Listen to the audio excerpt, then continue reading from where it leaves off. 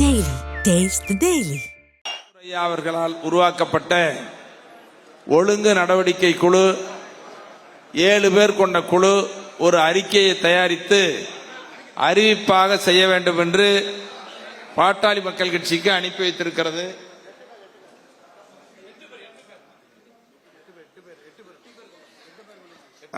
ஏழு பேர் என்பது இப்பொழுது 8 பேராக ஐயா அவர்கள் உருவாக்கி இருக்கிறார்கள். அந்த 8 பேராலும் தயாரிக்கப்பட்ட ஒழுங்கு நடவடிக்கை குழு அறிக்கை இப்பொழுது உங்கள் முன்னாலே அறிவிப்பு செய்யப்படுகிறது. கடந்த 22/12/2024 அன்று 24க்கு விடை கொடுப்போம், 25ஐ வரவேற்போம் என்ற சிறப்பு புத்தாண்டு பொதுக்குழு கூட்டத்தில் மருத்துவர் அன்புமணி அவர்கள் மைக் தூக்கி போட்டு மருத்துவர் ஐயா அவர்கள் கருத்துக்கு எதிராக பேசியது. பனையூரில் புதிய கட்சி அலுவலகம் துவங்கியுள்ளேன், அங்கே வாருங்கள், அதற்குரிய கைபேசி எண்ணை குறித்துக் கொள்ளுங்கள் என்று கைபேசி எண் கொடுத்ததும், இது போன்ற செயல்கள் கட்சியை அன்றே பிளவுபடுத்துவதும் குழப்பத்தை ஏற்படுத்துவதும் போன்ற தலைமைக்கு கட்டுப்படாத செயலாகவே இந்த ஒழுங்கு நடவடிக்கை குழு கருதுகிறது. 11/5/2025 அன்று மாமல்லபுரம் இளைஞர் பெருவிழா மாநாடு முடிந்த பின்னர் அடுத்து கட்சி வளர்ச்சி மற்றும் செயல்பாடுகளுக்காக 13/5/2025 அன்று தைலாபுரம் தோட்டத்தில் பாட்டாளி மக்கள் கட்சியின் மாவட்ட செயலாளர்கள் கூட்டம் நடக்கும் என்றும் அதில் மாவட்ட செயலாளர்கள் அனைவரும் கலந்து கொள்ள வேண்டும் என்றும் மருத்துவர் ஐயா அவர்கள் அறிவித்தார்கள். அதைத் தொடர்ந்து மருத்துவர் அன்புமணி அவர்கள் இரவு முழுவதும் மாவட்ட செயலாளர்களுக்கு கைபேசியில் தொடர்பு கொண்டு, நீங்கள் யாரும் தைலாபுரம் தோட்டத்திற்கு போகாதீர்கள், உங்களிடம் கையெழுத்து பெற்றுக்கொண்டு மருத்துவர் அன்புமணி ஆகிய என்னை கட்சியில் இருந்து மருத்துவர் ஐயா அவர்கள் நீக்கப் போகிறார் என பொய்யான செய்திகளை வதந்திகளை சொல்லி மொத்தம் 108 மாவட்ட செயலாளர்களில் 100 பேரை தடுத்து நிறுத்தியது கட்சியை பிளவுபடுத்த திட்டமிட்டு செய்த தவறான கட்சி விரோத நடவடிக்கையாகவே இந்த ஒழுங்கு நடவடிக்கை குழு கருதுகிறது. 3. பாட்டாளி மக்கள் கட்சியின் ஒரு அணியான பாட்டாளி சமூக ஊடக பேரவையினர் ஒரு சிலரை தன் கையில் வைத்துக் கொண்டு மருத்துவர் ஐயா அவர்களை பற்றியும் மருத்துவர் ஐயா அவர்களுடன் இருப்பவர்களை பற்றியும் மிகவும் அவதூறான, அருவருக்கத்தக்க, இழிவுபடுத்துகிற, அநாகரிகமான, மனதை புண்படுத்துகிற செய்திகளை ஒவ்வொரு நாளும் முகநூல் பக்கம் உள்ளிட்ட சமூக ஊடகங்களில் செய்திகளை வெளியிட்டு பொதுமக்கள் மத்தியில் அவமானப்படுத்துகிற மிக தீய செயல்கள் அரங்கேற்றி வருகின்றனர். இதனால் கட்சியினர் மத்தியில் மிகுந்த குழப்பமும் மனவேதனையும் பிளவும் ஏற்படுத்தி வருகிறது என்பதை இந்த ஒழுங்கு நடவடிக்கை குழு சுட்டிக்காட்டுகிறது. 4. தமிழ்நாட்டில் மூத்தவர்களான ஆளுமை மிக்கவர்கள் மருத்துவர் ஐயா அவர்களிடமும் மருத்துவர் அன்புமணி அவர்களிடமும் சமரச பேச்சுவார்த்தை நடத்திய போது மருத்துவர் ஐயா அவர்கள் அதை ஏற்றுக்கொண்டு மதித்த நிலையில் மருத்துவர் அன்புமணி அவர்கள் பேச்சுவார்த்தையை ஏற்றுக்கொள்ளாமல் உதாசீனப்படுத்தியது. 5.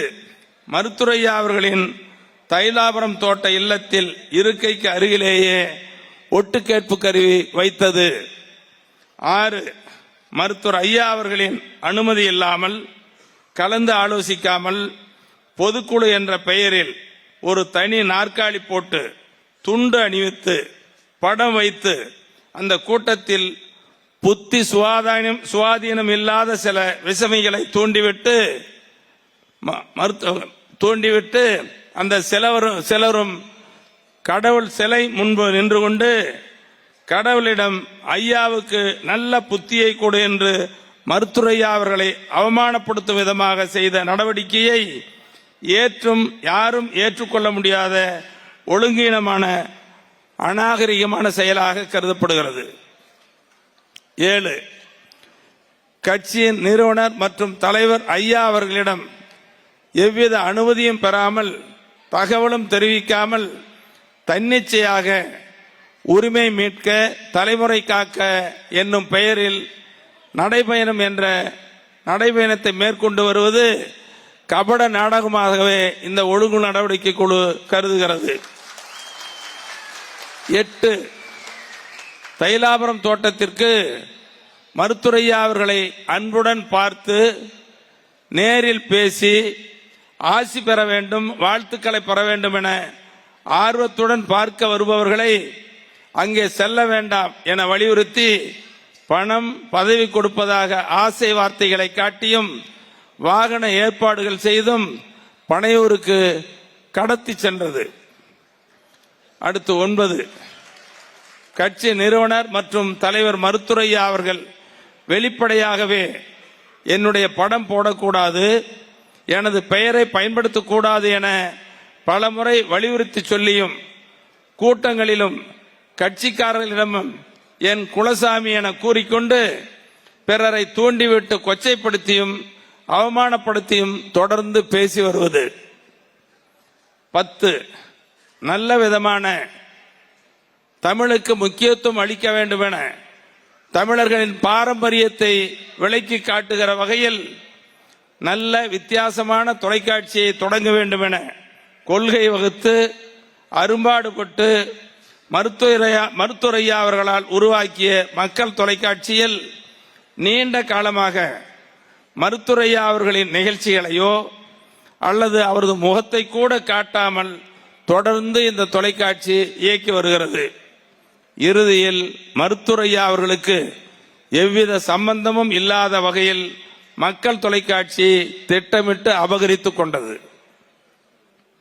11 நிலம், நீர், காற்று மாசுபடாமல் பாதுகாத்து அனைத்து உயிரினங்களுக்கும் அடுத்த தலைமுறைகளுக்கும் அப்படியே விட்டு செல்ல வேண்டும் என்ற சுற்றுச்சூழல் பாதுகாக்க வேண்டும் என உயர்ந்த நோக்கத்திற்காக பசுமை தாயகம் அமைப்பை மருத்துரையா அவர்கள் தொடங்கினார்கள். ஆண்டுதோறும் பல லட்சக்கணக்கான மரக்கன்றுகளை நட்டார்கள். நூற்றுக்கணக்கான ஏரிகளில் இரவு நேரங்களில் கயிற்றுக்கட்டிலேயே தொண்டர்களுடன் படுத்துக்கொண்டு உறங்கி ஏரிகளிலேயே தூங்கி தூர்வாரினார்கள். அதோடு 500க்கும் மேற்பட்ட சிறு தடுப்பணைகளை கட்டினார்கள். பாலாற்றை மற்றும் பவானி ஆற்றை காப்போம், பாலாற்றை காப்போம், பவானி ஆற்றை காப்போம் என மிதிவண்டியில் 40 கிலோமீட்டருக்கு தொலைவாக பயணம் செய்து இது போன்ற ஏராளமான நற்காரியங்களை நிறைவேற்றி வந்த நிலையில் திட்டமிட்டு பசுமை தாயகம் சுற்றுச்சூழல் அமைப்பை கைப்பற்றி கொண்டது. 12 எல்லாவற்றிற்கும் மேலாக மருத்துவர் அன்புமணி கட்சி விதிகளுக்கு புறம்பாக நிறுவனர் மற்றும் தலைவர் மருத்துரையா அவர்களின் அனுமதி பெறாமலும் தகவல் ஏதும் தெரிவிக்காமலும் அழைப்பு கொடுக்காமலும் பொதுக்குழு என்ற பெயரால் ஒரு கூட்டத்தை கூட்டி அதில் மருத்துரையா அவர்களுக்கு என ஒரு தனி நாற்காலி போட்டு துண்டும் அணிவித்து கூட்டம் நடத்தப்பட்டது. இதை பார்த்த இந்த செய்தியை அறிந்த பாட்டாளி மக்கள் கட்சியினரும் நடுநிலையாளர்களும் பொதுமக்களும் இப்படியா ஐயா அவர்களை அவமானப்படுத்துவது, இதற்கு காலியாக போடப்பட்டுள்ள நாற்காலியில் மருத்துரையா அவர்கள் படம் வைத்து அதற்கு மாலை அணிவித்து ஊதுபத்தி கற்பூரம் கொளுத்தியது போன்ற செயல் என்றும் இது மன்னிக்க முடியாத குற்ற நடவடிக்கை என்றும் இது மருத்துரையா அவர்களுக்கே இப்படியா என்று மிகுந்த வேதனையோடு பொதுமக்கள் பேசும்படி நடந்து கொண்டது. 13 பாட்டாளி மக்கள் கட்சி தலைமை அலுவலகம் சென்னை 18 தேனாம்பேட்டை 63 நாட்டுமுத்த நாயகர் தெருவில் செயல்பட்டு வந்தது. இடையில் கட்சி நிறுவனர் மற்றும் தலைவர் மருத்துரையா அவர்களுக்கு தெரியாமலேயே திட்டமிட்டு சென்னை 17 தியாகராய நகர் 10 திலக்துறை என்ற முகவரிக்கு மாற்றியது. 14 மருத்துரையா அவர்களால் 30/5/2025 பின்னர் பாட்டாளி மக்கள் கட்சியின் பொறுப்பாளர்கள் நியமனம் செய்யப்பட்ட அனைத்து நியமனங்களும் செல்லும், நீட்டிக்கும்.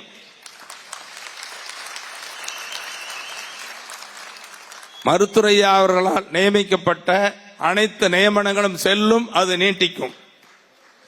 30/5/2025 முன்னர் மருத்துவர் ஐயா அவர்களால் நியமனம் செய்யப்பட்டும் சிலர் நீக்கப்பட்டும் அதை தொடர்ந்து அதற்கு அடுத்து மருத்துவர் அன்புமணி அவர்களால் அப்பொறுப்புகளில் அவர்களே தொடர்வார்கள் என்ற அறிவிப்பும் எந்த வகையிலும் செல்லாது, செல்லத்தக்கது அல்ல என்பது.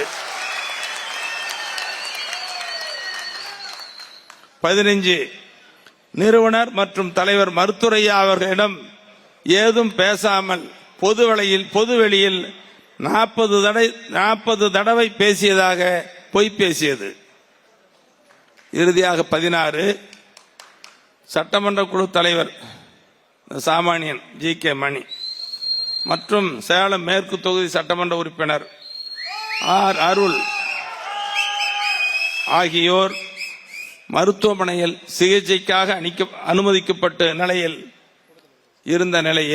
இருவரும் குணமடைய கூட்டு பிரார்த்தனை செய்வோம் என கேலி கிண்டலாக பேசி சிரித்தது.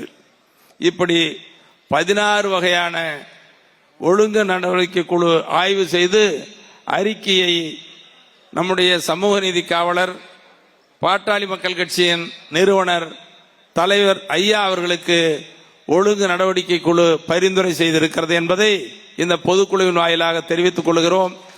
இந்த ஐயா அவர்களுக்கு ஒழுங்கு நடவடிக்கை குழு அனுப்பி வைக்கப்பட்ட இந்த 16 அம்சங்களையும் நீங்கள் ஒருமனதாக ஏற்று நிறைவேற்றி தருமாறு உங்களை அன்போடு கேட்டுக்கொள்கிறேன்.